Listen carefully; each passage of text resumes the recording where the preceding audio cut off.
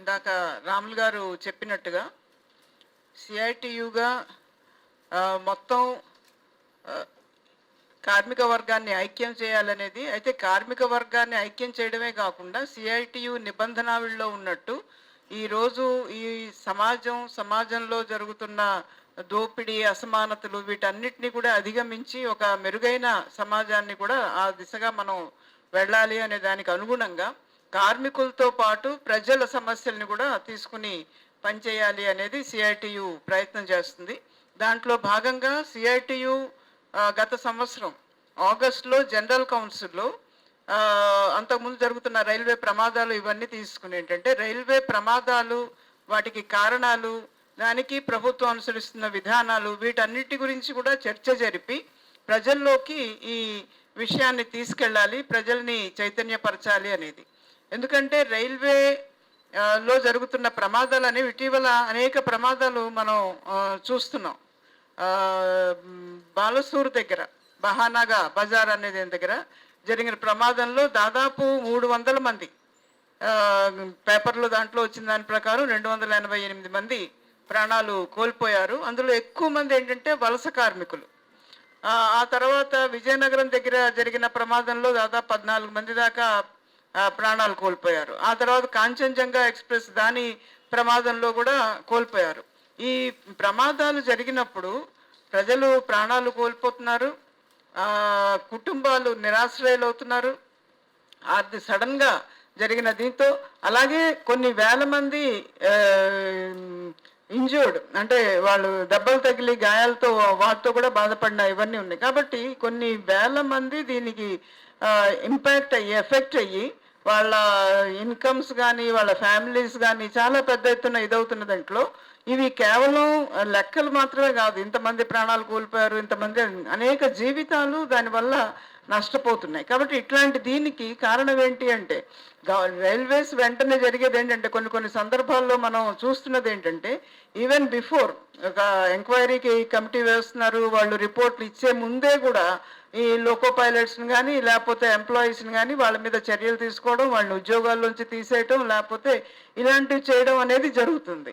అంటే దీనికి కార్మికుల్ని బలి చేస్తున్నారు. వాళ్ళు ఉద్యోగులు, కార్మికులు, ముఖ్యంగా రైల్వేలో లోకో పైలట్స్ కానివ్వండి, లేకపోతే ఈ సిగ్నల్ మెన్ కానివ్వండి, లేకపోతే ట్రాక్ మెయింటెనెన్స్ కానీ, స్టేషన్ మాస్టర్స్ కానీ, ఇట్లాంటి వాళ్ళందరినీ ఏంటంటే కారణంగా చూపించి ఒక్కో సందర్భాల్లో లోకో పైలట్స్ ఒక స్టేట్మెంట్ కూడా చూసాం. బండి నడుపుతూ ఆయన టీవీ చూసుకుంటున్నాడు, టీవీలో క్రికెట్ మ్యాచ్ చూస్తున్నాడు, అందుకని యాక్సిడెంట్ అయింది అని చెప్పేసి ఇట్లాంటి అసందర్భమైనవి, ఏమాత్రము సరి కానివి, ఇట్లాంటి వీటిని ఇచ్చేసి చర్యలు తీసుకుంటున్నారు. కాబట్టి అసలు కారణాలు ఏంటి? ఒకవైపున అలాగే ఉద్యోగులు కూడా ప్రాణాలు కోల్పోతున్నారు. ఈ యాక్సిడెంట్స్లో లోకో పైలట్స్, అసిస్టెంట్ పైలట్స్ ప్రాణాలు కోల్పోతున్నది కూడా మనం చూసాం. అట్లాగే ఒక లెక్క ప్రకారం ఏంటంటే 2016 నుంచి 22 వరకు దాదాపు 450 మందికి పైగా ట్రాక్మెన్ ఈ యాక్సిడెంట్స్లో ప్రాణాలు కోల్పోయారు. ఈ ట్రాక్మెన్లో కూడా ఎక్కువ మంది కాంట్రాక్ట్ వర్కర్స్గా ఉన్నారు. పర్మనెంట్ అయినా కాంట్రాక్ట్ వర్కర్స్ అయినా, ముఖ్యంగా కాంట్రాక్ట్ వర్కర్స్కి అసలు ఏ విధమైన కాంపెన్సేషన్ అనేది కూడా ఏమీ లేదు. ఎక్కడైనా మన దగ్గర పెద్దపల్లి దగ్గర అట్లాంటి దగ్గర యూనియన్స్ ఇనిషియేటివ్ తీసుకుని కొట్లాడి ఇచ్చేస్తే ఎంతో కొంత కాంపెన్సేషన్ వచ్చేది తప్పితే అందులో ఆర్గనైజ్గా ఉన్నవాళ్ళు చాలా తక్కువ మంది. కాబట్టి ఈ రకంగా ఉన్న ఇది ఒకవైపున ఉద్యోగాలు ప్రాణాలు కోల్పోతున్నారు, ఇంకోవైపున ప్రజలు ప్రాణాలు కోల్పోతున్నారు. దీనికి కారణం ఏంటి అనేది స్టడీ చేయాలి అనేది సిఐటియుగా అనుకున్నాం. అందులో భాగంగానే చేసినప్పుడు ఏంటంటే ఒకటి, ప్రభుత్వం అనుసరిస్తున్న నిర్లక్ష్యం. అంతకుముందు మనందరికీ తెలుసు రైల్వే అంతకుముందు చాలా పకడ్బందీగా, చాలా గొప్పగా ఈ రైల్వే వ్యవస్థ నడిచింది అనేది కాదు, దాంట్లో ఉండే లోపాలు ఉన్నాయి. కానీ కనీసం రైల్వేలకి ప్రత్యేకమైన బడ్జెట్, దాని మీద ప్రత్యేకమైన చర్చ, దాని మీద కొంత ఫోకస్, అటెన్షన్ పే చేయడం అనేది ఉండేది. కానీ బీజేపీ ప్రభుత్వం, మోదీ ప్రభుత్వం అధికారంలోకి వచ్చిన తర్వాత రైల్వే బడ్జెట్ని అనేది తీసేసి మొత్తం జనరల్ బడ్జెట్లో దాన్ని ఇంక్లూడ్ చేశారు. దాంతో పాటు ఈ సేఫ్టీ మీద చాలా నిర్లక్ష్యం చేయటం అనేది చూస్తున్నాం. సేఫ్టీ కేటగిరీస్ దగ్గర నుంచి ఇప్పుడు అనేక లక్షల వేకెన్సీస్ రైల్వేలో ఉన్నాయి. దాదాపు 3 లక్షలు పార్లమెంట్లోనే ప్రభుత్వం ఇచ్చిన సమాధానం ప్రకారం 3 లక్షలకు పైగా రైల్వేలో వేకెన్సీస్ అనేవి ఉన్నాయి. అందులో సేఫ్టీ కేటగిరీకి సంబంధించి కూడా లోకో పైలట్స్ తీసుకున్నట్టయితే అది చాలా ముఖ్యమైన ఇది. కానీ లోకో పైలట్స్గా ఉన్న దీంట్లో కూడా అనేక వేల సంఖ్యలో ఖాళీలు ఉన్నాయి. ఇప్పుడు ప్రభుత్వ విధానంగా ఈ ఆర్థిక విధానాలు 91 నుంచి ఏ విధానాలు అమలు చేస్తున్నారో దాంట్లో భాగంగా ఏంటంటే ఎక్కడైనా ఎవరైనా చనిపోయినా కానీ రిటైర్ అయినా కానీ ఆ పోస్టులు రద్దు చేయడం తప్పితే మళ్ళీ పోస్టులు భర్తీ చేయడం అనేది లేదు. కాబట్టి అట్లాగా చనిపోతున్నారు, ఇదవుతున్నారు. తర్వాత రైళ్ల సంఖ్య పెరిగింది, ప్యాసింజర్ ట్రైన్ సంఖ్య పెరిగింది, గూడ్స్ ట్రైన్ సంఖ్య పెరిగింది. కానీ దానికి అనుగుణంగా ఒకవైపున ప్యాసింజర్స్ ట్రైన్స్ దాదాపు 16 రెట్లు పెరిగినాయి, గూడ్స్ ట్రైన్ సంఖ్య 22 రెట్లు పెరిగినాయి. కానీ దానికి అనుగుణంగా ఈ ట్రాక్ పెంచటం కానీ ట్రాక్లో కానీ ఇది చేయటం కానీ ఆ రకమైన ఇది ఏమీ చేయట్లేదు. అదే ట్రాక్ ఎప్పుడో వేసిన ట్రాక్, అదే ట్రాక్ మీద ఇన్ని బళ్ళు వెళ్తూ ఉన్నాయి. స్పీడు పెంచుతున్నారు. అనేక రాజధాని ఎక్స్ప్రెస్ కానీ లేకపోతే ఇప్పుడు వందే భారత్ కానీ ఇట్లా రకరకాల దీంట్లోని ట్రైన్స్ స్పీడ్ పెంచుతున్నారు. కానీ దానికి అనుగుణంగా ట్రాక్ మెయింటైన్ చేయడం కానీ కొత్త ట్రాక్ వేయటం కానీ జరగట్లేదు. అలాగే పోస్టులు పెంచడం కానీ ఖాళీలు భర్తీ చేయటం కూడా జరగట్లేదు. ఒక దీని ప్రకారం ప్రతి సంవత్సరం మన దేశంలో దాదాపు 4500 కిలోమీటర్ల ట్రాక్ పాత పడిపోయి దాన్ని మళ్ళా కొత్తది వేయాల్సిన అవసరం ఉంది. కానీ దానికి తగిన నిధులు కేటాయించట్లేదు.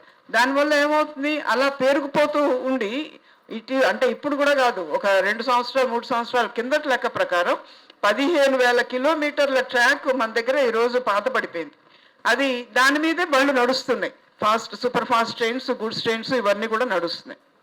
కాబట్టి ఇవన్నీ కూడా అట్లాగే వీటన్నిటిలోని సిగ్నలింగ్ సరిగ్గా ఇది చేయకపోవడం. ఇంకోటి ఏంటంటే ట్రాక్స్ రిపేర్ చేయడానికి కూడా తగిన సమయం కేటాయించట్లేదు. ఇప్పుడు పంక్చువాలిటీ మెయింటైన్ చేయాలని చెప్పేసి ఏదైనా ట్రాక్ రిపేర్ చేయాలంటే దాని మీద బండ్లు ఆపినట్టయితే దానికి తగిన సమయం, రిపేర్ చేయడానికి తగిన సమయం కేటాయించి ఆ టైంలో బండ్లు రాకుండా చూసుకున్నట్టయితే ఎవరైనా రిపేర్ చేయడానికి సాధ్యం అవుతుంది. కానీ తగిన సమయం కేటాయించకుండా దాని మీద ఏంటంటే బండ్లు ఆపనీయకుండా చేయటంతో, ఎందుకంటే పంక్చువాలిటీ మెయింటైన్ చేయాలి అనే దీంతో తగిన ట్రాక్ లేకపోవడం వల్ల ఒకవేళ టైం ఎక్కువ తీసుకుంటే ఆ ట్రాక్ మెయింటెనెన్స్ రిపేర్ చేసే వాళ్ళ మీద చర్యలు తీసుకోవడం. అంటే ఎక్కువ టైం తీసుకున్నావు, దానివల్ల ట్రైన్ రాకపోకలకి ఇబ్బంది అయింది అని చెప్పేసి ఈ రకంగా ప్రభుత్వం తగిన నిధులు కేటాయించకుండా తన నిర్లక్ష్యం కోసం ఏంటంటే ఎంప్లాయీస్ని టార్గెట్ చేసి వాళ్ళ మీద యాక్షన్ చేయడం అనేది చూస్తున్నాం. కాగ్ కూడా చెప్పింది, అంటే మన సిఏజీ వాళ్ళు చెప్పిన దానికి కూడా రిపోర్ట్ ప్రకారం ఏంటంటే ఎన్ని నిధులు కేటాయించాలో దీనికి ట్రాక్ మెయింటెనెన్స్కి, సేఫ్టీకి దాన్ని నిధులు కేటాయించకుండా అవి కూడా కేటాయించిన నిధులను కూడా ఖర్చు పెట్టకుండా ఉంటాం వల్ల ఏంటంటే ఈ యాక్సిడెంట్స్ జరుగుతున్నాయి అనేది చెప్పారు. సేఫ్టీ కోసం తీసుకోవాల్సిన చర్యల్ని వీటన్నిటినీ కూడా అనేక సేఫ్టీ కమిటీసు, వాటి రికమెండేషన్స్ అవన్నీ ఉన్నాయి. కానీ వాటిని కూడా అమలు చేయటం లేదు ప్రభుత్వం. కాబట్టి ఈ రకమైన మొత్తంగా చూస్తున్నట్టయితే ప్రభుత్వ నిర్లక్ష్యమే దీనికి కారణం అనేది. దాంతో పాటు ప్రభుత్వం ఈరోజు ఏం చెప్తుంది, రైల్వే సిస్టమ్ బాగా నడవాలంటే, రైల్వేస్లో సర్వీసెస్ బాగా ఉండాలంటే, ఎఫిషియెంట్గా ఉండాలంటే, పంక్చువాలిటీ మెయింటైన్ చేయాలంటే, వరల్డ్ క్లాస్ లెవెల్లో మన బండ్లు కానీ మన స్టేషన్లు కానీ ఇవన్నీ ఉండాలి అని అంటే రైల్వేస్ని ప్రైవేటీకరించాలి అని చెప్పేసి ప్రభుత్వం ఈరోజు చెప్తుంది. వివేక్ దేబ్రాయ్ కమిటీకి అంతకుముందు కూడా రికమెండేషన్స్ చేశారు. వివేక్ దేబ్రాయ్ కమిటీ కూడా ఏంటంటే ప్రైవేటీకరణ చేయాలి అని చెప్పేసి రికమెండేషన్ చేసింది. మొత్తం ఇవాళ మన దేశంలో ఉండే రైల్వే వ్యవస్థ చాలా పెద్దది, ప్రపంచంలోనే అతిపెద్ద రైల్వే సిస్టమ్. దాన్ని మొత్తంగా ప్రైవేటీకరించాలంటే ఈరోజు మన దగ్గర ఉన్న పెద్ద పెద్ద పెట్టుబడిదారులు కొనే పరిస్థితి లేదు, ఎవరు కూడా కొనరు. అందుకని దాన్ని ముక్కలు ముక్కలుగా చేసి ప్రైవేటీకరించాలి అని చెప్పేసి నిర్ణయం చేశారు. దాంట్లో భాగంగానే ఏంటంటే ఈ మానిటైజేషన్ పైప్ లైన్ అనే దీంతో ట్రాక్లు ప్రైవేట్ వాళ్ళకి అప్పచెప్పాలి. అట్లాగే రైల్వే స్టేషన్స్ డెవలప్ చేసి వాటిని ప్రైవేట్ వాళ్ళకి అప్పచెప్పాలి. అట్లాగే ప్రైవేట్ ట్రైన్స్ నడపాలి అనేది మొత్తం అంతా కూడా ముక్కలుగా చేసి రైల్వే సిస్టమ్ని ప్రైవేట్ పరం చేయాలి అనేది కూడా ప్రభుత్వం ప్రయాణం చేస్తుంది. అది కూడా ఒక కారణం. ఇవాళ ఇంత పెద్ద రైల్వే సిస్టము, అందులో ట్రాక్ మీద కొన్ని వేల ట్రైన్స్ నడుస్తాయి. స్టేషన్లో ఉండే స్టేషన్ మాస్టర్కి, లోకో పైలట్స్కి, సిగ్నల్ మెన్కి మొత్తం ఈ వ్యవస్థలో అంతా ఒక కొహెసివ్ ఇది ఉంటే తప్పితే సరిగ్గా ట్రైన్స్ నడవు. అందరికీ ఒక మంచి సమన్వయం ఉంటే తప్పితే ఒక సెకండ్ ఏది ఇటు అటు అయినా కూడా యాక్సిడెంట్స్ జరుగుతాయి. కానీ ప్రైవేట్ పరం చేయడం వల్ల ఏంటంటే ఒక కంపెనీకి ట్రాక్ మెయింటెనెన్స్ ఇచ్చి, ఒక కంపెనీకి స్టేషన్ ఇది ఇచ్చి, ఇంకో కంపెనీకి ఇంకోటి ఇచ్చి, ఈ రకంగా చేయడం వల్ల ఏంటంటే ఆ కొహెషన్ దెబ్బతింటుంది. మన మొత్తం ప్రపంచంలో అనేక దేశాల్లో ఈ ఎక్స్పెరిమెంట్ చేశారు. చేసిన దగ్గర అనుభవాలు ఏంటి అని అంటే, ఉదాహరణకి ఇంగ్లాండ్లో ప్రైవేటైజ్ చేశారు. కానీ చేసిన తర్వాత అనుభవాలు ఏంటి, అక్కడ మొత్తం పంక్చువాలిటీ అనేది లేకుండా పోయింది. ట్రైన్స్ ఎప్పుడు వస్తాయో ఎప్పుడు వెళ్తాయో తెలియని పరిస్థితి. యాక్సిడెంట్స్ రేట్ విపరీతంగా పెరిగిపోయింది. అంటే మొత్తంగా ఏంటంటే ఒక క్యా오టిక్ సిచ్యువేషన్ ఏర్పడి ఆ తర్వాత ప్రభుత్వం ఏంటంటే దాన్ని మళ్ళీ ప్రభుత్వ పరం చేయాల్సిన అవసరం ఏర్పడింది. కొన్ని వీటిని మళ్ళీ ప్రభుత్వం తీసుకునే పరిస్థితి ఏర్పడింది. అలాంటి ఎక్స్పీరియన్సెస్ మిగిలిన దేశాల్లో కూడా, అర్జెంటీనా కానివ్వండి, ఆస్ట్రేలియా కానివ్వండి, ఎక్కడెక్కడైతే ప్రైవేట్ చేశారో ఎక్కడా కూడా ఇది లేదు. కానీ ప్రభుత్వం ఏంటంటే ఈ నూతన ఆర్థిక విధానాలు అని మనం ఏవైతే చెప్తున్నామో దాంట్లో భాగంగా మొత్తం తన బాధ్యత నుంచి, అంటే పౌరులు ప్రజల పట్ల ప్రభుత్వ బాధ్యత నుంచి తప్పుకోవడం అనేది అన్ని ప్రైవేట్ వాళ్ళకి అప్పచెప్పి లాభాలు సంపాదించుకోవడం కోసం ఇవన్నీ ఉపయోగించుకోవడం అనేది. కాబట్టి ఇది కేవలం రైల్వేస్నే కాదు ప్రైవేటీకరిస్తుంది, మొత్తం అన్నిటినీ కూడా. విద్య ప్రైవేట్ పరం చేస్తున్నారు, ఆరోగ్యం ప్రైవేట్ పరం చేస్తున్నారు, టెలికమ్యూనికేషన్స్ ప్రైవేట్ పరం చేస్తున్నారు, బ్యాంకు, ఇన్సూరెన్స్ మొత్తం అన్నీ కూడా ప్రైవేట్ పరం చేస్తున్నారు. అందులో భాగంగానే రైల్వేస్ కూడా ప్రైవేట్ పరం చేయాలి అని నిర్ణయించారు. ఎక్కడా కూడా ప్రపంచంలో ఎక్కడా కూడా రవాణా అనేది ప్రజలకి ప్రభుత్వం కల్పించిన ఒక బాధ్యత, కల్పించాల్సిన బాధ్యత. అఫోర్డబుల్ చీప్ ట్రాన్స్పోర్ట్ అనేది కల్పించాలి ప్రజలకి. రైల్వేస్ అందులో ఒక భాగం. ఇవాళ రైల్వే మన దీంట్లో టికెట్స్లో, మనం కొనే టికెట్స్లో 47% ప్రభుత్వం సబ్సిడీ ఇస్తుంది. ఏ టికెట్లో 53% మనం టికెట్ పెట్టి కొంటున్నాం. కాబట్టి ఇది ప్రభుత్వ బాధ్యత కాబట్టి ఇస్తుంది. ఇదేమి దయాధర్మం అనేది కాదు. మన ప్రజలకి ఒక అఫోర్డబుల్ ట్రాన్స్పోర్ట్ కల్పించాల్సిన బాధ్యత ప్రభుత్వానికి. అందుకని సబ్సిడైజ్ చేసి ఇచ్చేస్తుంది. ఎక్కడా కూడా లాభాల కోసం ట్రాన్స్పోర్ట్ రంగంలో లాభాలు రావడం అనేది ఇది సాధ్యం కాదు, అక్కడ జరగలేదు కూడా. కాబట్టి దీన్ని ఇది కాకుండా దీన్ని ప్రైవేటు నష్టాలు వస్తున్నాయి కాబట్టి ప్రైవేట్ పరం చేయాలి, ఎఫిషియెంట్గా లేదు కాబట్టి అని. ఎఫిషియన్సీ అనేది ఇందాక చెప్పినట్టుగా అది ప్రభుత్వం నడుపుతుందా ప్రైవేట్ వాళ్ళు నడుపుతున్నారా అనే దాని మీద ఏమి డిపెండ్ కాదు. అలాగే సేఫ్టీ అనేది ఇప్పుడు పెద్ద యాక్సిడెంట్స్ ఇప్పుడు ప్రభుత్వ రంగంలో ఉంది కాబట్టి యాక్సిడెంట్స్ జరుగుతున్నాయి అనేది కాదు. ప్రైవేట్ రంగంలోని ఎంత పెద్ద యాక్సిడెంట్స్ జరిగాయి మనం చూసాం. భోపాల్ గ్యాస్ కొన్ని లక్షల మంది ప్రాణాలు కోల్పోయారు. పెద్ద ఇది కంపెనీ, అది దీంట్లోని అమెరికన్ కంపెనీ యూనియన్ కార్బైడ్, దాంట్లోని దాని నిర్లక్ష్యం వల్ల లక్షల మంది ప్రాణాలు కోల్పోయారు. ఇప్పటికీ కూడా దాని ఇంపాక్ట్ ప్రజల మీద ఉంది, దాని వాళ్ళ ఆరోగ్యం మీద, వాళ్ళ దీని మీద కనిపిస్తూ ఉంది.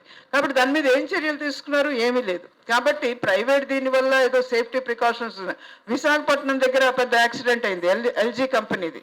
అది కేవలం యాజమాన్యం నిర్లక్ష్యం వల్ల ఈ యాక్సిడెంట్ అయింది. అలాగే చిన్న చితక యాక్సిడెంట్లు ప్రతిరోజు కూడా మనం చూస్తున్నాం. అక్కడ బాయిలర్లు పేలి యాక్సిడెంట్ అయ్యడం, ఫైర్ యాక్సిడెంట్ అవడం, ఇట్లాంటివి యజమానుల నిర్లక్ష్యం వల్ల యాక్సిడెంట్స్ జరుగుతున్నాయి. కాబట్టి ఇది ప్రైవేట్ పరం చేస్తే సేఫ్టీ పెరుగుతుంది లేకపోతే ఎఫిషియన్సీ పెరుగుతుంది అనే దానికి ఏ రకమైన ఆధారాలు లేవు. కాబట్టి ప్రభుత్వం ఏంటంటే పెట్టుబడిదారులకి లాభాలు సంపాదించి ఇవ్వడం కోసం ఈరోజు ప్రజల ఆస్తిని, రైల్వే అనేది ప్రజల ఆస్తి. ఈరోజు ప్రభుత్వం ఖర్చు పెట్టింది. ఇవాళ ట్రాక్స్ ప్రైవేట్ వాళ్ళకి ఇస్తామంటే ట్రాక్స్ వాళ్ళేమీ వేయలే, ఏ ప్రైవేట్ కంపెనీ కూడా ఇప్పటి వరకు ట్రాక్ వేయలే. కానీ ప్రభుత్వ డబ్బులతో, ప్రజల డబ్బులతో వేసిన ట్రాక్స్ని ప్రైవేట్ వాళ్ళకి అప్పచెప్పాలి అని చెప్పేసి చూస్తున్నారు. ఇప్పుడు స్టేషన్స్ ఉన్నాయి, స్టేషన్ డెవలప్మెంట్ పెరిగింది. ఇప్పుడు స్టేషన్స్ అన్నీ కూడా ప్రభుత్వ నిధులతో, ప్రజల నిధులతో కట్టిన స్టేషన్స్. ఇప్పుడు వాటిని డెవలప్ చేసి ఎయిర్పోర్ట్ లాంటి సౌకర్యాలు కల్పిస్తాము రైల్వే స్టేషన్స్లో అని చెప్పేసి చెప్తున్నారు. అంటే ఒక మభ్య పెట్టడానికి ప్రజలకి సౌకర్యాలు మరింత ఎక్కువ అనేది. కానీ ఎయిర్పోర్ట్ లాంటి సౌకర్యాలు, ఏం సౌకర్యాలు కల్పిస్తారు? ఎయిర్పోర్ట్లు ఎవరికి అందుబాటులో ఉన్నాయి? సామాన్య ప్రజలకు ఏమన్నా ఎయిర్పోర్ట్లు అందుబాటులో ఉన్నాయా? ఎయిర్పోర్ట్స్లో పరిస్థితి ఏంటి? ఎయిర్పోర్ట్స్ లోపలికి అందరినీ రానివ్వరు. రైల్వే స్టేషన్లో ఇవాళ మనం ఎవరన్నా వెళ్ళొచ్చు, కానీ ఎయిర్పోర్ట్ లాంటి పరిస్థితి అంటే రైల్వే స్టేషన్లో కూడా మామూలు ప్రజల్ని రానిరు.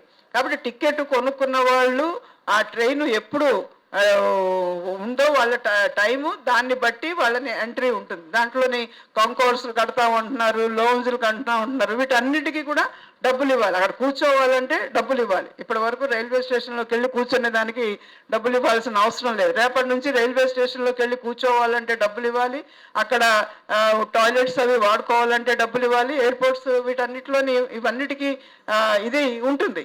కాబట్టి ఆ రకంగా అట్లాగే ఆల్రెడీ ఈ ప్రైవేటీకరణని ఫెసిలిటేట్ చేయడం కోసం కోవిడ్ని అవకాశంగా తీసుకుని కోవిడ్ టైంలో ఈ కన్సెషన్స్ అన్నీ తీసేశారు. ఇప్పుడు సీనియర్ సిటిజన్ కన్సెషన్ లేదు. రైల్వే ప్రభుత్వ దీంట్లో ఉన్నప్పుడు సీనియర్ సిటిజన్ కన్సెషన్ అనేది ఉంది. అలాగే వికలాంగులకి, స్టూడెంట్స్కి, పిల్లలకి వీటన్నిటికీ కూడా కన్సెషన్స్ అనేవి, ఎందుకంటే ప్రభుత్వ బాధ్యత కాబట్టి ప్రభుత్వం అవన్నీ అమలు చేసింది. ఇప్పుడు వాటన్నిటినీ ఇది చేసుకుని ప్రైవేట్ వాళ్ళకి ఇవ్వాలి అని చెప్పేసి ప్రభుత్వం ప్రయత్నం చేస్తుంది. అట్లాగే ప్రైవేట్ ట్రైన్స్ ఏమనంటే ఆ ప్రైవేట్ ట్రైన్స్ నడిస్తే ఆ ట్రైన్స్ ఎక్కడి నుంచి ఎక్కడికి వెళ్ళాలి, అలాగే దాంట్లో ఎంత ఛార్జ్ వసూలు చేయాలి అనేది, దాంట్లో ఏ సౌకర్యాలు కల్పించాలి, ఏ సౌకర్యానికి ఎంత డబ్బులు వసూలు చేయాలి, ఇవన్నీ కూడా ఆ ట్రైన్స్ నడిపే ప్రైవేట్ కంపెనీలే నిర్ణయిస్తాయి. కాబట్టి ఈరోజు ప్రజలందరూ వెళ్ళే పరిస్థితి ఉండదు. ఆ ట్రైన్స్ ఎక్కే స్టేషన్స్కి వెళ్ళే పరిస్థితి ఉండదు, ఆ ట్రైన్స్ ఎక్కే పరిస్థితి ప్రైవేట్ ట్రైన్స్ వెళ్ళినట్టయితే. అలాగే ఇంకొక నిర్ణయం ఏంటంటే, ఏదైనా ఒక రూట్లో ప్రైవేట్ ట్రైన్ నడిస్తే దానికి 1 గంట ముందు 1 గంట వెనకాతల ప్రభుత్వ ట్రైన్ నడవదు ఆ రూట్లో. ఎందుకనంటే ప్రభుత్వ ట్రైన్ నడిస్తే ప్రజలు ప్రభుత్వ ట్రైన్లో ఎక్కుతారు. కాబట్టి ఆ రూట్లో సామాన్య ప్రజలు ప్రభుత్వ ట్రైన్స్లో వెళ్లకుండా ఉండడం కోసం ప్రభుత్వ ట్రైన్స్ ఆ రూట్లో 1 గంట ముందు 1 గంట తర్వాత కూడా నడపం అని చెప్పేసి ఇది. కాబట్టి ఇవన్నీ నెమ్మదిగా ఏంటంటే ప్రైవేట్ దీన్ని ఇది చేయడం కోసం ప్రభుత్వం ప్రయత్నం చేస్తుంది. ఇది సామాన్య ప్రజల మీద కూడా దాని భారం అనేది పడుతుంది. అలాగే నష్టం వస్తున్నది అనే పేరు మీద ఇప్పుడు చిన్న స్టేషన్లన్నీ మూసేసే పరిస్థితి. అక్కడ సరియైన ఆదాయం రావట్లేదు, ఆ స్టేషన్ నుంచి అంతమంది ప్రయాణికులు లేరు కాబట్టి. దానివల్ల మామూలు ప్రజల మీద ఎట్లాంటి ఇంపాక్ట్ పడుతుంది? ఈరోజు చాలామంది ప్రజలు, ముఖ్యంగా అసంఘటిత రంగంలో ఉండే కార్మికులు, డైలీ వేజ్ వర్కర్స్ చిన్న గ్రామాల్లో ఉంటూ పట్టణాలకి పొద్దున వెళ్ళి పని చేసుకుని సాయంత్రానికి వెనక తిరిగి వచ్చే పరిస్థితి ఉంది ఈరోజు. కాబట్టి అట్లాంటి వాళ్ళందరికీ చిన్న స్టేషన్స్ మూసేస్తే వాళ్ళకి రవాణా సౌకర్యం అనేది లేకుండా పోతుంది. కాబట్టి వాళ్ళు రోడ్ ట్రాన్స్పోర్ట్ మీద ఇంకా ఎక్కువగా ఖర్చు పెట్టుకుని వెళ్ళే దీనికి ఉంటుంది. ఒక చీప్ ట్రాన్స్పోర్ట్ అనేది లేకుండా అనేక మంది చిన్న వ్యాపారస్తులు వాళ్ళందరూ కూడా పొద్దున్న లేచి వాళ్ళు టోటల్ మన రైల్వే దీంట్లోని ఎక్కువ భాగం ఏంటంటే 80% గూడ్స్ ట్రాన్స్పోర్ట్, గూడ్స్ ట్రైన్స్ 80% ఉంటే 20% ప్యాసింజర్ ట్రైన్స్లో కూడా అత్యధికం ఏంటంటే ఇట్లాగా ప్యాసింజర్ మామూలు మెయిల్ ఎక్స్ప్రెస్లో ప్రయాణం చేసే వాళ్ళు చాలా తక్కువ, 12% మాత్రమే. అందులో 8% మాత్రమే. 12% మంది ఏంటంటే ఇట్లాంటి చిన్న దీని నుంచి వెళ్ళే వాళ్ళు ప్యాసింజర్ ట్రైన్స్, అలాగే మెట్రోలో డైలీ కమ్యూటర్స్ ఇట్లాంటి వాళ్ళు. కాబట్టి వీళ్ళందరికీ కూడా ఏంటంటే ఒక రైల్వే ఇది అందుబాటులో లేకుండా పోవడం అనేది ఉంటుంది. కాబట్టి దీని ప్రభావం అనేది చాలా సామాన్య ప్రజల మీద కూడా. జనరల్గా మనం ఏంటంటే ప్రైవేటీకరణ అంటే దాని ఉద్యోగాలకు సంబంధించిన ఇది అనేది. అలాగే యాక్సిడెంట్స్ జరిగేదానికి ఇందాక చెప్పాను, ఈ వేకెన్సీస్, లోకో రన్నింగ్ స్టాఫ్ ఈ వేకెన్సీస్ ఫిలప్ చేయకపోవటం వల్ల వాళ్ళు దాదాపు మామూలుగా మనం 8 గంటలకి, రేపు 8 గంటల పని గురించి మాట్లాడుతాం, రేపు మేడేలో కూడా మనం 8 గంటల పని గురించి మాట్లాడుకుంటాం. కానీ 12 గంటలు 14 గంటలు, ముఖ్యంగా గుడ్స్ ట్రైన్స్ నడిపే వాళ్ళు ఏంటంటే 12 గంటలు 14 గంటలు బలవంతాన పని చేయించాల్సిన పరిస్థితి. దాంతో పాటు ఏంటంటే కంటిన్యూస్ నైట్ డ్యూటీస్, 6 రోజులు 7 రోజులు కంటిన్యూస్ నైట్ డ్యూటీస్. కాబట్టి స్టాఫ్ లేకపోవడం వల్ల ఏంటంటే పని భారం అనేది విపరీతంగా పెరగడం, ఉన్న వాళ్ళ మీదే సెలవులు లేకపోవడం. కాబట్టి ఇలాంటి రకరకాల దీంతో ఏంటంటే అనేక ఒత్తిళ్లకు లోకో రన్నింగ్ పైలట్స్ లోనవడం అనేది, కొంతమంది ఆత్మహత్యలు, సెలవులు రాకపోవడం వల్ల కొంతమంది ఆత్మహత్యలు కూడా చేసుకునే పరిస్థితి. అంటే ఇంట్లో చనిపోయినా కానీ, పెళ్ళిళ్ళైనా కానీ ఇట్లాంటి వాటికి కూడా సెలవులు ఇవ్వని పరిస్థితి. దాంతోపాటు దీంట్లోని తినడానికి బ్రేక్ లేదు, టాయిలెట్కి వెళ్ళడానికి ఖాళీ లేదు. మహిళా పైలట్స్ కూడా కొంతమంది ఉన్నారు, వాళ్ళతో సహా టాయిలెట్కి వెళ్ళడానికి టైం లేదు, ఇంజిన్స్లో టాయిలెట్స్ అనేవి ఏమీ లేవు. కాబట్టి ఇట్లాంటి రకరకాల కనీస సౌకర్యాలు కల్పించడానికి కూడా ప్రభుత్వం సిద్ధంగా లేదు. దానివల్ల కూడా మైక్రో స్లీప్లోకి, అంటే కంటిన్యూస్గా ఒక మనిషి 6-7 రోజులు నైట్ డ్యూటీస్ చేసి మళ్ళీ ఆ తర్వాత 12-14 గంటలు పనిచేయాలంటే శరీరం కంట్రోల్ లేకుండానే కొన్ని సెకండ్ల పాటు తెలియకుండానే నిద్ర రావటం అనేది ఉంటుంది. అట్లాంటి టైంలో యాక్సిడెంట్ జరిగే పరిస్థితి. ఈ రిపోర్ట్స్ మనం చెప్పడం కాదు, రైల్వే నియమించిన దీంట్లోనే ఆ రిపోర్ట్స్లోనే చెప్తున్నారు. కానీ అలాంటి వాటికి కూడా పనిష్ చేసేది ఏంటంటే లోకో పైలట్స్ని పనిష్ చేయడం అనేది జరుగుతుంది.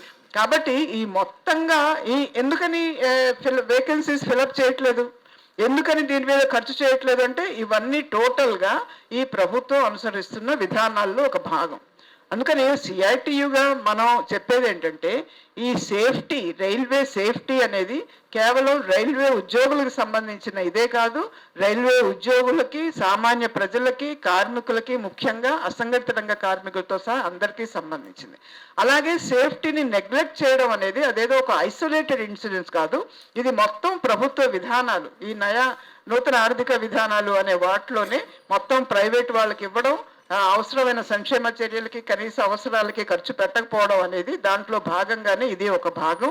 కాబట్టి మనం రైల్వే సేఫ్టీ గురించి మాట్లాడి, రైలు భద్రత గురించి మాట్లాడాలి అని అంటే ఈ విధానాన్ని వ్యతిరేకించకుండా కేవలం సేఫ్టీ అనేది సాధ్యం కాదు.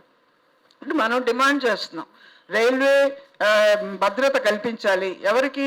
ప్రజలకి భద్రత కల్పించాలి, అలాగే రైల్వే ఉద్యోగులకు కూడా భద్రత కల్పించాలి, అలాగే ప్రైవేటీకరణని ఆపాలి.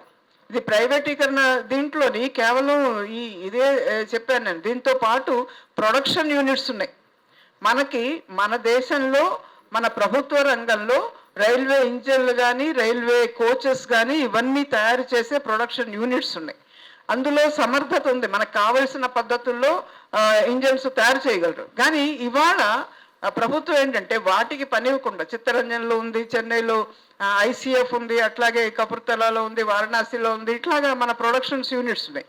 వాటికి పని ఇవ్వకుండా ఆ పనిని ఏంటంటే మల్టీనేషనల్ కార్పొరేషన్స్, పెద్ద పెద్ద విదేశీ సంస్థలకి, ఆల్స్టామ్ కానీ, జనరల్ ఎలక్ట్రిక్ కానీ ఇట్లాంటి విదేశీ సంస్థలకి ఆ పనిని ఇస్తున్నారు. అట్లాగే రిపేరింగ్ వర్క్ కూడా మన దేశంలో మన ప్రభుత్వ రంగంలో ఉండే వర్క్షాప్స్కి ఇవ్వకుండా వాటి రిపేర్స్, మెయింటెనెన్స్ వీటిని కూడా ఏంటంటే ప్రైవేట్ సంస్థలకు ఇస్తున్నారు. అంటే ఆల్రెడీ ప్రజల డబ్బుతో నిర్మించిన ప్రభుత్వ రంగంలోని ప్రొడక్షన్ యూనిట్స్ కానీ, మెయింటెనింగ్ వర్క్షాప్స్ ఇవన్నింటినీ కానీ ఐడిల్గా ఉంచి దానికి ఏంటంటే నెమ్మదిగా మూసేసి వాటిని ప్రైవేట్ పరం చేయడానికి ప్రభుత్వం ప్రయత్నం చేస్తుంది. ఒకవైపు నుంచి ఏంటంటే మేక్ ఇన్ ఇండియా అని మాటలు చెప్తున్నారు, కానీ రెండో వైపున మన దగ్గర ప్రొడక్షన్ కాకుండా ఆ విదేశీ సంస్థలు కూడా ఇక్కడ ప్రొడ్యూస్ చేయట్లా, ఇక్కడ అసెంబ్లీ మాత్రమే చేస్తారు. విదేశాల నుంచి వాటిని దిగుమతి చేసుకుని ఇక్కడ కేవలం అసెంబ్లీ మాత్రమే చేస్తున్నారు. అంటే ఒక రకంగా మన ప్రొడక్షన్ కెపాసిటీని కూడా చంపేస్తున్నారు విదేశీ కంపెనీల లాభాల కోసం. కాబట్టి వీటన్నిటినీ మనం అర్థం చేసుకోవాల్సిన అవసరం ఉంది, ఈ విషయాలని కింద వరకు తీసుకెళ్లాల్సిన అవసరం ఉంది. ఇలాంటి పరిస్థితుల్లో యాక్చువల్లీ ఒకవైపు నుంచి రైల్వే ఉద్యోగుల మీద ఇంత భారాలు పడుతూ, ఇంత అన్యాయం చేస్తూ ప్రైవేటీకరణ ఇది ఉన్నప్పుడు జనరల్గానే రైల్వే యూనియన్స్ కూడా ఈ ఇష్యూస్ని టేకప్ చేయాల్సిన అవసరం ఉంది. ప్రైవేటీకరణ వ్యతిరేకంగా పోరాటం కానీ, లేకపోతే ఇతర సమస్యల మీద, రైల్వే సేఫ్టీ మీద పోరాటం కానీ, వీటిని మొత్తం రైల్వే ఉద్యోగులను అందరినీ కలుపుకుంటూ పోరాటం చేయాల్సిన అవసరం ఉంది. కానీ ఈరోజు పరిస్థితి ఏంటి అని అంటే రికగ్నైజ్ యూనియన్స్గా ఉన్నవి ఈరోజు 2 రికగ్నైజ్ యూనియన్స్గా ఉన్నాయి. ఒకటి ఏఐఆర్ఎఫ్, ఒకటి నిర్ణయించాం. ప్రజల్ని అట్లాగే కార్మికుల్ని దాంతో పాటు రైల్వేలో పనిచేస్తున్న యూనియన్స్ని అందరి సహకారంతో ఈ రకమైన అవేర్నెస్ తీసుకొచ్చి ప్రభుత్వం మీద ఒత్తిడి తీసుకురావడానికి ప్రయత్నం చేయాలి అనేది సిఐటి జనరల్ కౌన్సిల్ నిర్ణయించింది. దానికి అనుగుణంగానే 20 డిసెంబర్ అఖిల భారత స్థాయిలో ఒక కన్వెన్షన్, నేషనల్ కన్వెన్షన్ అనేది పెట్టాము. దాంట్లో సిఐటితో పాటు రైల్వే సంఘాలని కూడా ఇన్వైట్ చేసాం. అందులో all India local running staff association general secretary James గారు అందులో పార్టిసిపేట్ చేశాడు. అట్లాగే స్టేషన్ మాస్టర్స్ అసోసియేషన్ నుంచి వాళ్ళ రిప్రజెంటేటివ్స్ పార్టిసిపేట్ చేశారు. అట్లాగే గార్డ్స్ కౌన్సిల్ నుంచి పార్టిసిపేట్ చేశారు. అట్లాగే ట్రాక్మెన్ యూనియన్ నుంచి వాళ్ళు రాలేకపోయారు, కానీ వాళ్ళ జనరల్ సెక్రటరీ ఆయన ఇది మంచి ఇనిషియేటివ్, మేము పూర్తిగా సపోర్ట్ చేస్తాము అని చెప్పేసి మెసేజ్ పంపించారు. అట్లాగే కాంట్రాక్ట్ వర్కర్స్ సంఘాలు, ఈరోజు కాంట్రాక్ట్ వర్కర్స్ పెద్ద సంఖ్యలో కాంట్రాక్ట్ వర్కర్స్ పనిచేస్తున్నారు రైల్వేలు. దాదాపు 6 లక్షల మంది, 5 లక్షల మంది పైగా. అంటే ఈవెన్ ఇన్ సేఫ్టీ దీని గురించి ట్రాక్మెన్ చాలా ముఖ్యమైనది, కానీ దాంట్లో చాలా పెద్ద ఎత్తున కాంట్రాక్ట్ వర్కర్స్ పనిచేస్తున్నారు. అట్లాగే సిగ్నల్లో పనిచేస్తున్నారు, ఇతర దీంట్లో పనిచేస్తున్నారు. కాంట్రాక్ట్ వర్కర్స్ అన్ని దీంట్లో కూడా కాంట్రాక్ట్ వర్కర్స్ సంఖ్య పెరుగుతుంది. పర్మనెంట్ వర్కర్స్ సంఖ్య తగ్గుతుంది, కాంట్రాక్ట్ వర్కర్స్ సంఖ్య పెరుగుతుంది.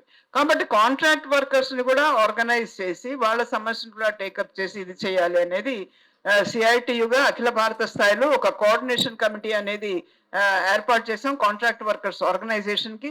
అట్లాగే అనేక రాష్ట్రాల్లో చొరవ తీసుకుని కాంట్రాక్ట్ వర్కర్స్ సమస్యల మీద వారిని ఆర్గనైజ్ చేయడానికి కృషి చేస్తున్నాం.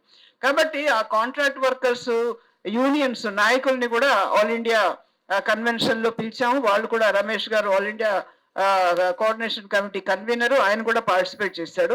మొత్తం మీద ఏంటంటే అక్కడ అందరూ ఇది ఒక మంచి ప్రయత్నం, ఇలాంటి చొరవ మొత్తం దేశం అంతటా కూడా మనం చేయాల్సిన అవసరం ఉంది అనేది ఆ సదస్సులో నిర్ణయించారు. దానికి అనుగుణంగా ఏంటంటే అన్ని రాష్ట్రాల్లో కూడా రాష్ట్ర స్థాయి సదస్సులు నిర్వహించాలి సిఐటి చొరవ తీసుకుని అనేది ఒక నిర్ణయం చేశాం. ఇప్పటికీ కొద్ది రాష్ట్రాల్లో సదస్సులు, బీహార్లో కానీ ఆంధ్రాలో కానీ, ఇప్పుడు తెలంగాణలో కూడా ఆ సదస్సు జరగడం అనేది ఒక మంచి ఇది. అయితే దీన్ని ఇంకా కిందికి కూడా తీసుకెళ్ళాలి. రాష్ట్ర స్థాయి సదస్సు తర్వాత వీలైనన్ని జిల్లాల్లో జిల్లా స్థాయి సదస్సులు నిర్వహించాలి. ఆ జిల్లా స్థాయి సదస్సులు కాకపోతే మేజర్ రైల్వే స్టేషన్స్, ఇవాళ ప్రతి రాష్ట్రంలోని కొన్ని ప్రధానమైన రైల్వే స్టేషన్స్ ఉన్నాయి. కాబట్టి ఆ రైల్వే స్టేషన్ పరిధిలో సిఐటియుగా చొరవ తీసుకుని మొత్తం రైల్వే ఉద్యోగుల సంఘాలన్నింటినీ కూడా కలుపుకుని వాళ్ళతో సహకారంతో ఇలాంటి కన్వెన్షన్స్ నిర్వహించాలి అని చెప్పేసి కూడా ఆల్ ఇండియా కన్వెన్షన్లో నిర్ణయించాం. దాని తర్వాత మెయిన్ ప్రధానమైన డిమాండ్స్ ఏంటి? ఒకటి, మన డిమాండ్ ఏంటి అని అంటే ప్రజల ప్రాణాలని అట్లాగే ఉద్యోగుల ప్రాణాలని రక్షించడానికి సేఫ్టీ మీద ప్రభుత్వం తగిన నిధులు కేటాయించాలి, ఖర్చు పెట్టాలి అని. రెండోది, వేకెంట్ పోస్టులు, రైల్వేలో ఉన్న వేకెంట్ పోస్టులన్నిటినీ కూడా భర్తీ చేయాలి అని చెప్పేసి, అట్లాగే ప్రైవేటీకరణని ఆపాలి అనేది. అట్లాగే ఈరోజు ఈ ప్రాణాలు ఎక్కువగా కోల్పోవడానికి ప్రభుత్వం టెక్నాలజీ ఉపయోగించి కోచెస్లో వాటిలో మార్పులు తెచ్చినప్పటికీ కూడా ఈ జనరల్ కంపార్ట్మెంట్ సంఖ్య తగ్గించేస్తున్నారు, బాగా తగ్గిపోతున్నాయి. అలాగే ఈవెన్ స్లీపర్ కోచెస్ కూడా తగ్గించేస్తున్నారు. పెంచినవి ఏంటి అని అంటే ఏసీ కంపార్ట్మెంట్స్ పెంచుతున్నారు. కాబట్టి సామాన్య ప్రజలు బాగా కిక్కిరిసి ప్రయాణం చేయాల్సిన పరిస్థితి, దానివల్ల కూడా ఎక్కువ మంది చనిపోవడం అనేది జరుగుతుంది. అందుకని ఒక ముఖ్యమైన డిమాండ్ ఏంటంటే జనరల్ కోచెస్ సంఖ్య పెంచాలి అనేది కూడా ఈ మెయిన్ డిమాండ్స్ అన్నిటితోని ఇంకా లోకల్గా ఏదైనా ఉన్నట్టయితే వాటిని యాడ్ చేసుకుంటూ రాష్ట్ర స్థాయి, జిల్లా స్థాయి సదస్సులు నిర్వహించాలి. ఆ తర్వాత ఏంటంటే రైల్వే స్టేషన్స్ ముందు ఒక డేటు నిర్ణయించుకుని రైల్వే స్టేషన్స్ ముందు పెద్ద ఎత్తున ప్రదర్శనలు నిర్వహించాలంటే ఈ ఫోకస్తో, అంటే ఈ డిమాండ్స్తో రైల్వే స్టేషన్స్ ముందు ప్రదర్శనలు నిర్వహించాలి అని చెప్పేసి నిర్వహించి ప్రధానమంత్రికి ఒక సంతకాలు సేకరించి ఒక మెమొరాండము ప్రధానమంత్రికి ఇవ్వాలి అనేది ఇది ఆల్ ఇండియా సదస్సులో తీసుకున్న కార్యక్రమం. కాబట్టి ఈ రాష్ట్ర స్థాయిలో కూడా దానికి అనుగుణంగా కొంత కార్యక్రమాలు అవన్నీ తీసుకోవాలని మన మేజర్ పర్పస్ ఏంటి అనంటే రైల్వే రైల్వేలకు సంబంధించి ప్రభుత్వ నిర్లక్ష్యాన్ని, రైల్వేలో భద్రత, ప్యాసింజర్స్ భద్రత కానివ్వండి, ఉద్యోగుల భద్రత గురించి కానీ ప్రభుత్వం చేస్తున్న నిర్లక్ష్యాలు, తగిన నిధులు కేటాయించకపోవడం, దీని మీద అసలు దీనికి కారణం ఏంటి అనేది ప్రజల్లో చైతన్యం కల్పించాలి, కార్మిక వర్గంలో చైతన్యం కల్పించాలి. ఆ రకంగా అందరినీ కలుపుకుంటూ రైల్వే ఉద్యోగుల్ని, ప్రజల్ని, కార్మికుల్ని అందరినీ కలుపుకుంటూ ఏంటంటే ఒక దేశవ్యాప్త ఉద్యమం నిర్వహించాలి అనే ఉద్దేశంతో ఏంటంటే ఈ సదస్సులు ఆల్ ఇండియా తర్వాత రాష్ట్ర స్థాయి, జిల్లా స్థాయిలో నిర్వహించడం జరుగుతుంది. కాబట్టి దీన్ని తెలంగాణలో కూడా అందరూ కలిసి రాష్ట్ర వ్యాప్తంగా కార్యక్రమం తీసుకుని ప్రజల్లోకి ఈ విషయాల్ని తీసుకెళ్తారని చెప్పేసి ఆశిస్తూ ఈ అవకాశం ఇచ్చిన మీ అందరికీ ధన్యవాదాలు.